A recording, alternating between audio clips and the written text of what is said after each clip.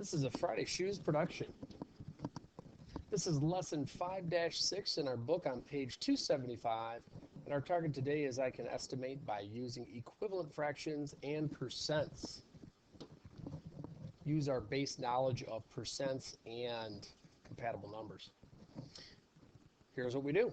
It says when an exact answer is not needed, when you're looking for an estimate, you can estimate a percent of a number by using compatible numbers. What are compatible numbers? Compatible numbers are two numbers that are easy to divide mentally. 10 divided by 2 is 5. Those are easy to divide. Let's take a look at this first example here. It says estimate your percents of numbers. It says estimate 19% of 30. Well, 19 is not very user-friendly. It's not easily divisible by any number because it's a prime number. But if you take a look, we can change that to 20%, and that gives you 1/5. And 1/5 is made up of a compatible number with the 30. You have 5 and 30. 5 and 30 are compatible, which means you can divide them. So 30 divided by 5 is 6. That's the same thing as saying 1/5 of 30 is 6. So 20% is just like dividing by 5. So we change our 19% to 20%. We get approximately 6. So we say that 19% of 30 is about 6. Not exactly 6 because we're estimating. How about number 2, 25% of 41? This is nice. You get to change the numbers, make them nicer for yourself, so it makes it easy. I like the 25%, that's 1/4. But the 41 we need to change to 40 because 1/4 dividing by 4 doesn't go to 41, so we have to divide 40, which we just changed by 1, and those are compatible. So 1/4 of 40 is 10. So we would say 25% of 41 is about 10. How about this one here? We got 65% of 76. This one's probably a little bit more involved because you probably don't have this memorized, but 65% is really close to 66 and 2/3%, which is 2/3. And once you have 2/3, then you look at that 76, and I'm looking for thirds. You want to look at the bottom of your fraction to find compatible number. 76 doesn't divide by 3 easily, but 75 does. So 75 divided by 3 is 25. That helps. So we'll use those two. 2/3 and 75. We have 1/3 of 75 is 25. 2/3 is 75 of 75 is 2 times the 25, or 50. So you're finding basically 2/3 of the 75 to get you approximately equal to what 65% of 76 is, which is about 50. All right, you try them on your own. Pause the video. Come on back, see how you did on these 3. All right, it says estimate, justify your answer when you're done. Well, first off, we have 24% of 44. I like 25% of 44 because I know that 1/4, which is 25%, if the 4 does go into 44, they're compatible numbers, which means 44 divided by 4 is 11. So we would say that 24% of 44 is close to 11. How about 40% of 49? 40% of 49? Well, how about 40% of 50? Anytime you get to a 0, typically we'll make it a little bit easier. So 40%, which is 4/10, we're going to do 4/10 of 50. And when we do that, what you're going to do is simply take 50 divided by 10. Those are the compatible numbers. Then you multiply by 4 because there's 4 of these tenths. Not just 1/10, it's 4/10, so you have to multiply by 4. So 50 divided by 10 times 4. That'll give you 20. So 20 is 40% of 49 approximately. How about C, 13% of 65? I have a star by this one because I don't know if a lot of you have this memorized, but 13 is really close to 12.5%, which is 1/8. And 65, once I have 1/8 in my mind, I'm looking for a number that 8 can go into. 65 is not it, but 64 is. So now we have 1/8 of 64. And when we take 1/8 of 64, we just take 64 divided by 8, and we get 8 as our answer. All right. Sometimes estimation provides the best answer to a real-world problem. You're not looking for exacts, you're looking for an estimate, and you want to get a quick answer. So here we are, number 4. It says about 11% of the population is left-handed. If there are about 13 million people in Illinois, about how many residents of Illinois are left-handed?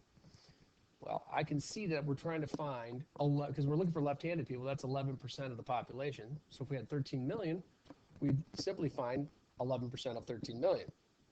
Well, to do that in my head, you could get the calculator out, do it exact, but just to get a rough estimate, let's take that 11% down to 10%. And 10%, or 1/10, I know we just move the decimal over 1. So we take our 13 million and move the decimal over 1. So that gets you to 1.3 million.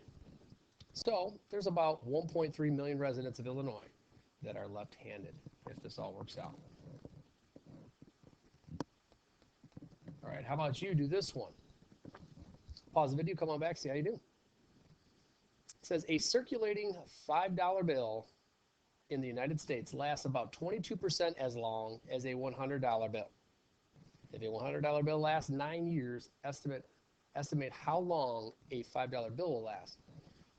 Well, why does a $5 bill last 22% as long as a $100 bill? Well, $100 bills are less popular. $5 bills are more popular, so they're transferred more and they get more use and wear. So, of course, $5 bills do not last as long as $100 bills.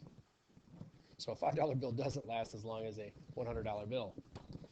All right, first off, $100 bill lasts 9 years, it says. Well, therefore, if everything holds true what they're saying, a $5 bill will last 22% of the 9 years. So 22% of 9 is really close to 20% of 10. I've changed the numbers just a little bit. And 20% of 10 is 2. So a $5 bill will last about 2 years. All right. You can use similar techniques to estimate a percent. We've done a few of these in class. Say 8 out of 25. Estimate the percents. It says 8 out of 25. Well, 8 out of 25, we're looking for estimates using compatible numbers. I can find the exact on this by just multiplying by 4, but if you're looking for compatible numbers, you want to look for numbers that can reduce, can be divided. So we have 8 and 25. 8 and 25 don't share any common factors, but 24 does. So we change the 25 to the 24. Now we have 8 24ths, or 1/3. And 1/3 we know is 33 1/3% because we memorized it. So 8 out of 25 is about 33 1/3%. Some of you may have calculated that by just multiplying by 4 and said that's 32% exactly. How about 14 out of 25? Another one with a 25, so all you have to do is multiply by 4 to get the exact. But for estimating purposes, we want to find compatible numbers. Take a look. 14 over 25, they don't share any common factors. 15 over 25 does. So change the 14 to 15. All of a sudden, you can reduce that down to 3/5. 3/5 is a fraction that we do know is 60%. Each fifth equals 20%. 3/5 will equal 60%. So 14 out of 25 is about 60%. How about number 7 here? 89 out of 121. Well, we take a look at 89 out of 121. That's really close to 90 over 120. Change 89 up 1 to 90, 121 down 1 to 120. Now you've got 90 over 120, which is divisible by 30, and equals 3/4. And 3/4 we all know is 75%. So 89 out of 121 is about 75%. All right, the last few problems here. You try them on your own. Come on back, see how you did.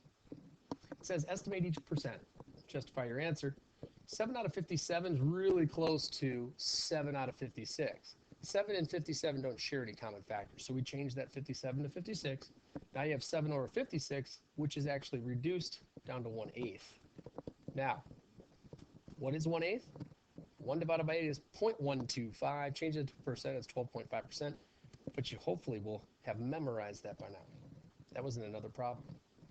How about 9 out of 25? Estimate each percent.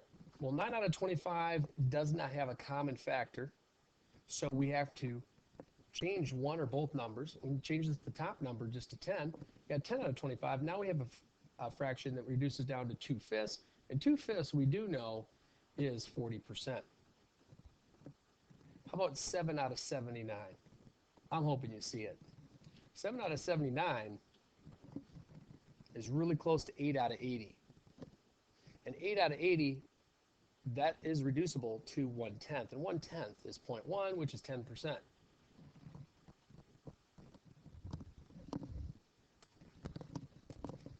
All right, don't forget, of course, for better understanding, you can always rewatch the video, or you can read the examples in the book at length, or you can look at the personal tutor videos on the resources on the online textbook. And as usual, this has been a Friday Shoes production.